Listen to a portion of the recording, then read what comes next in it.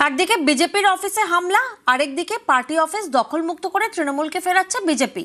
Vote পূর্ব বর্ধমানের কালনা বিধানসভা কেন্দ্রের মধ্যে পড়ে রামকৃষ্ণপল্লী। অভিযোগ, এখানে বিজেপির একটি অফিসে বুধবার রাতে আগুন লাগিয়ে দেওয়া হয়। কালনা বিধানসভার মানুষ ভারতীয় জনতা পার্টিকে দুহাত ভরে আশীর্বাদ করেছেন। প্রাক্তন বিধায়ক শুধু তোলাবাজি করে বেরিয়েছেন, তিনি তার হার মেনে নিতে পারেননি। তৃণমূল কংগ্রেস যারা করেন সেই সব কর্মীরাই রাতের অন্ধকারে বিভিন্ন বাড়ি ভাঙচুর করছেন, বিভিন্ন দোকানে আগুন লাগিয়ে দিয়ে ভারতীয় জনতা পার্টিকে কালিমালিপ্ত করতে চাইছেন।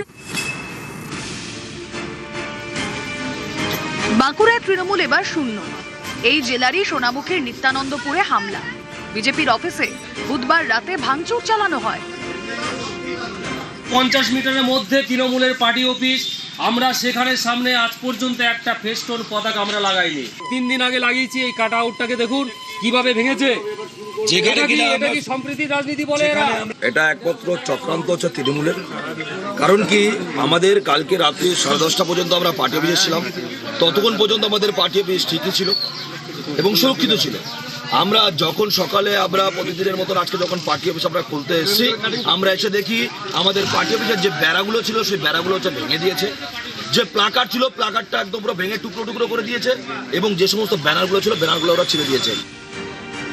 একদিকে নানা জায়গায় বিজেপির পার্টি অফিসে হামলায় অভিযুক্ত তৃণমূল, আরেকদিকে বিজেপি নেতাদের মুখে গান্ধীগিরির বার্তা।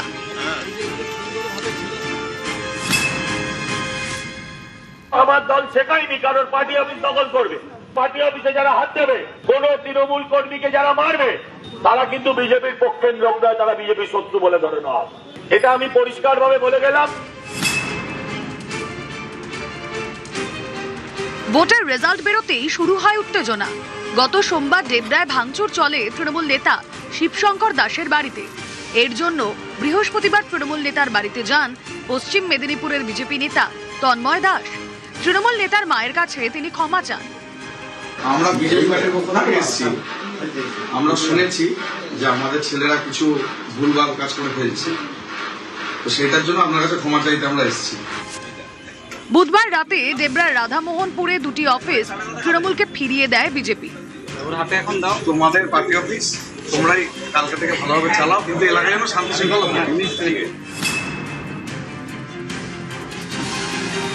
সোমবার ভোটের রেজাল্ট বেরোয়, তারপরেই নদিয়ার কল্যাণীর 21 নম্বর ওয়ার্ডে তৃণমূলের অফিসে পতাকা লাগিয়ে দেয় বিজেপি। বুধবার রাতে সেই পার্টি অফিস তৃণমূলকে ফিরিয়ে দেয় বিজেপি।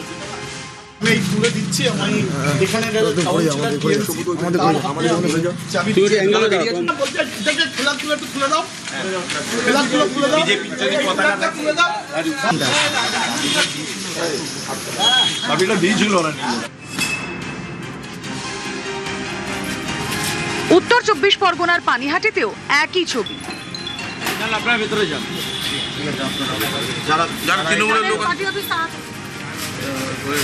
দলের উচ্চ নেতৃত্বের নির্দেশ হলো যে দল যেখানে যেভাবে তাদের রাজনীতি করতে চাইছে তারা সেভাবে করুক। আমাদের মধ্যে আর তৃণমূল কংগ্রেসের মধ্যে তফাৎটা কি থাকবে যদি আমরা একই কাজ করি। নিউজ 18 বাংলা।